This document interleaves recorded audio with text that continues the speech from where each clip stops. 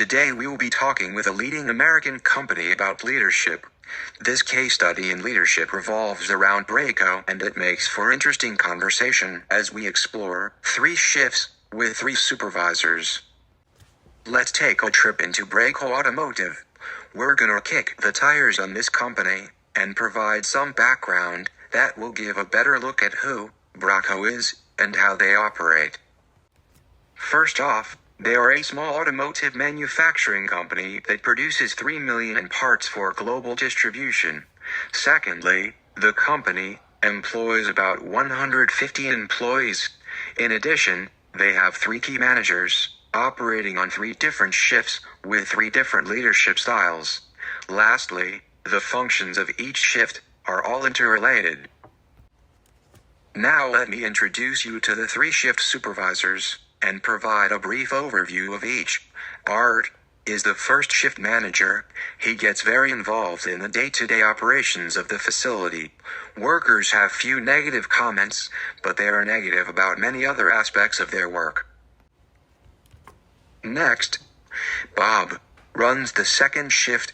He is a people-oriented supervisor whom workers describe as very genuine and care. Despite Bob's personableness, absenteeism and turnover are highest on the second shift. More importantly, the second shift is responsible for setting up the machines and equipment for all other shifts. And last but not least, Carol manages the third shift. Carol routinely has meetings, which she labels troubleshooting sessions, and when there are problems, she addresses them immediately. Upper management like Carol's leadership, but they have experienced problems when Carol's workers move to other shifts. Let's get to know each of the managers better. They have all been eager to speak with us. Hey there, I'm Art, manager of the first shift here at Brako. Like my colleagues Bob and Carol, I've been at this plant for over 20 years. And after 2 decades, you really amass a wealth of information about the inner workings of this place. If you ask my stellar employees about me, you'll learn that I'm a truly detail-oriented leader who knows how to get the job done. Heck, I'm so knowledgeable, I feel it's important for me to share my knowledge with others every day. There isn't a thing that goes on with the day-to-day operations that I'm not aware of. Inventory? On it. Procedures? I could have written that manual. Actually, I like to think of myself as a walking procedures manual. You'd be shocked how often I find myself reminding my operations team of the proper procedures they should be following in doing their work. As for the folks on the production line, sure, their workstations tend to become a bit tedious. Some might even call it monotonous. But with that sort of repetition, folks can get a little bit sloppy. So I'm here to remind them how to stay safe and productive. Hi, my name is Art, and over the past 20 years, I've enjoyed every day working at Brako, and I do my best to make sure that all the team members under me enjoy the work the way that I do. I've learned early on that being genuine and caring to people gets better results than bossing them around. As they say, you catch more flies with honey than you do with vinegar. The staff likes to have their birthdays and personal accomplishments recognized, and who doesn't? I even go so far as to sponsor the softball team and take people to lunch and have some of the people over after work to social events to create camaraderie. Our team is responsible for setting up all the machines and equipment when changes are made. We're the shift that keeps all the other shifts running smoothly. We update the computer programs that monitor the machines and makes the specs changes when new orders are requested. Despite all the engaging things I do, the second shift feels a lot of pressure because it's not always easy to figure out how to make the software work correctly. Each setup is different and entails different procedures. Occasionally our shift gets a little bit of flack because of the software has some glitches. It's extremely problematic when the software is off the mark, but when we have problems, we rectify them immediately. Hi, my name is Carol, and I supervise the third shift here at Brako. I lead my shift by getting to know each worker, their needs, and where they need help. I hold routine meetings and give troubleshooting sessions to identify the problems and how to fix them.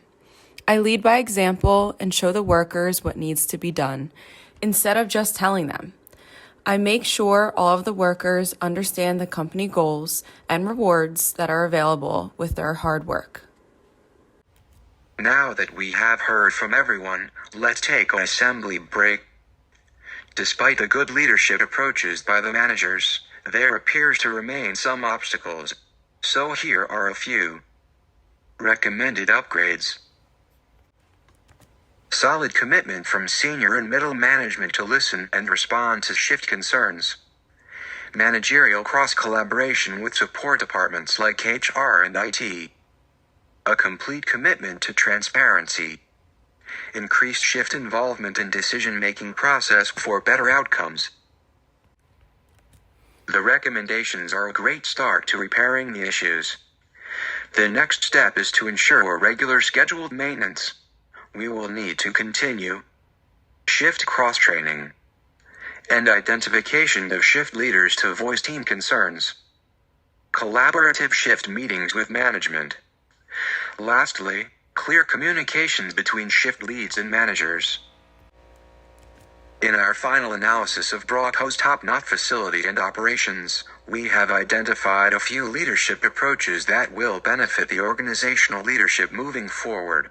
Our three consultants, Devlin, Michael and Javon, will provide their thoughts. Servant leadership can be described as an empathetic way of leading. Also contradictory in its name, servant leaders lead through serving others. Carol used this perspective in her practice at Brako. One worker described Carol as a mixture of parent, coach, and manufacturing expert. Servant leaders put followers first, empower them, and help them develop to their fullest. Brako is missing motivation and empathetic leadership. A servant leader can help the motivation level at Brako by understanding the workers' problems and needs and working to serve the workers so they can better serve the company. On top of leadership style, Brako is missing cross-shift communication and synchronicity. All shifts should be repeating the company goals, and the upper management should hold other managers accountable for their shifts and their leadership styles.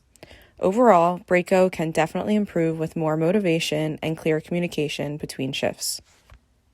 Art could benefit from better understanding the values of path goal leadership and from reviewing how his current style is impacting productivity, morale, and satisfaction.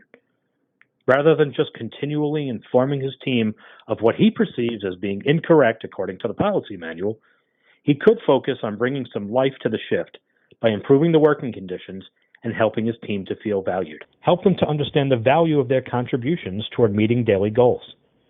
Art could also implement a reward system, either individually or as a team, for excelling against the posted company goals. Help the team to smile both on their way into and out of their shift, and suddenly both working conditions and morale should begin to improve.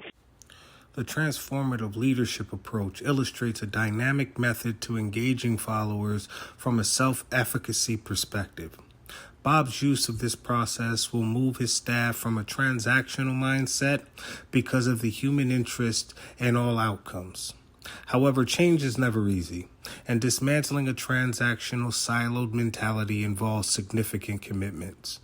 Bob's employees need to move away from a quid pro quo style towards one that engages with others and creates a connection that raises the level of motivation and morality for both himself and the team, enhancing the human capital collectively. Redefining an organizational culture requires support on all levels, especially from the top tier. In fact, transformative leadership requires top-down implementation acceptance. Bob can provide validation by being out front advocating change, because transformative leaders like Bob have a strong set of internal values and ideals, and he is an effective motivator to help them in ways that support the greater good rather than just for themselves. Bob's charismatic style proves the most effective delivery method. The reason it is that it's an emotional component of leadership, and followers identify with leaders and want to very much emulate them. So Bob ensuring that the team keeps their eye on the ball, talking with the members, and working to figure out how they can adapt is paramount. These are vital components necessary for deconstructing a transactional leadership culture. The combination of transactional leadership components with servant leadership practices allow the team members a holistic leadership experience. This brings an amalgamation to life within this methodological approach. Lastly, the transformational approach provides an expanded picture of leadership that includes not only the exchange of rewards, but also leaders' attention to the needs and growth of followers.